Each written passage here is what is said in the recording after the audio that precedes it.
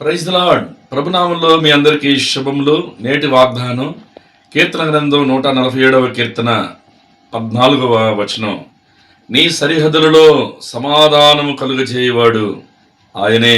అవును ప్రియులారా, మనం ఎక్కడైతే నివసిస్తూ ఉన్నామో, ఎక్కడైతే ఉంటూ ఉన్నామో, ఆయన మన సరిహద్దులలో, మన స్థలాల్లో ఉంటాను అని దేవుడు వాగ్దానం చేస్తూ ఉన్నాడు.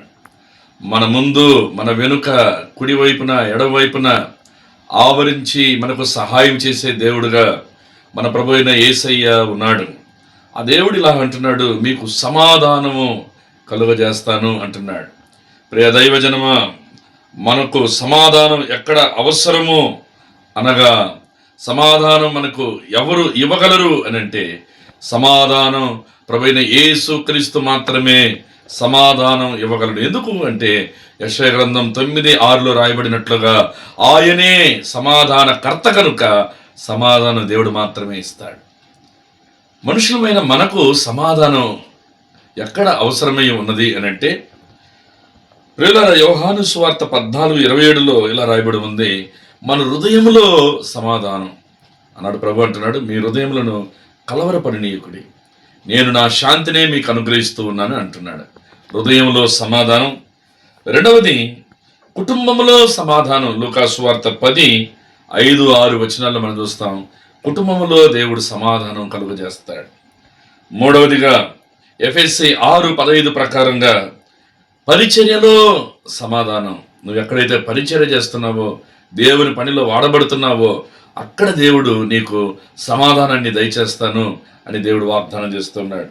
నాలుగవదిగా నీ ఉద్యోగ స్థలములలో నీకు సమాధానం కలుగజేస్తాను. ప్రియ దైవజనమా, ఉదయకాలంలో దేవుడు మనకు అద్భుతమైన వాగ్దానం ఇస్తూ ఉన్నాడు. నీ సరిహద్దులలో ఆయన సమాధానం కలుగజేయవాడు, నిన్ను ఆశీర్వదించేవాడు, నీకు సహాయం చేస్తాడు, నీ ముందు వెనక ఆవరిస్తాడు, నీ ప్రతి అవసరమును తీరుస్తాడు. దేవుడి దినమంతా మీకు తోడై ఉండి మిమ్మల్ని దీవించి ఆశీర్వదించును గాక. రండి, మీకోసం ప్రార్థన చేస్తాను.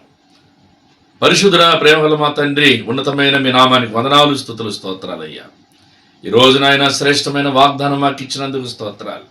నీ సరిహద్దులలో సమాధానం కలుగజేయవాడు ఆయనే. నువ్వు మాత్రమే సమాధానం, సంతోషం, ఆశీర్వాదాలు ఇవ్వగలిగిన దేవుడు అయ్యా. నీ బిడ్డలకు ముందు, వెనుక, కుడివైపున, ఎడమవైపున తోడయ్యుండి అన్ని విషయాల్లో వర్ధిల్లింపచేయ్యా. అన్ని విషయాల్లో బిడ్డలకు ఆదరించయ్యా. అన్ని విషయాల్లో ఆశీర్వదించిన ఆయన నీ బిడ్డల పనులలో, పరిచర్యలో, కుటుంబంలో వ్యక్తిగతంగా గొప్ప దీవెనలు పొంది ఆశీర్వాదంగా ఉండుటకు కృపచూపమని యేసయ్య నామమున ప్రార్థించి వేడుకొనుచున్నాము తండ్రి. ఆమేన్, ఆమేన్. దేవుడు మిమ్మల్ని దీవించును గాక. ఆమేన్.